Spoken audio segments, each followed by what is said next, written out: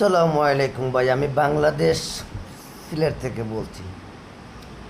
আমি একজন ব্যবসায়ী আমার কর্ম, দোকান হলো মন্দির, ক্রেতা আমার দেবতা, পরিশ্রম আমার পূজা। ক্রেতা সন্তুষ্ট হলে সেটাই আমার প্রসাদ। এখন আমি ব্যবসার মাধ্যমে একটি কথা বলতে চাচ্ছি বাংলাদেশ সরকারকে। দেশের পরিস্থিতি ভালো নয়, সরকারেরও কিছু করার নয়, কারণ যুদ্ধের কারণে পরিস্থিতি খুবই খারাপ, এটা আমরা জনগণ বুঝতে পারছি। কিন্তু আমরা তো এখন চলা লাগবে ব্যবসা বাণিজ্য করে। আপনারা একটা কাজ করেন না কেন, এই দিনে বাসা বাড়িতে কারেন্ট অফ রেখে দেন, সকাল 10টা থেকে সন্ধ্যা 6টা পর্যন্ত বাসা বাড়িতে কোনো কারেন্ট দিবেন না, মার্কেটে কারেন্ট দিয়ে দেন।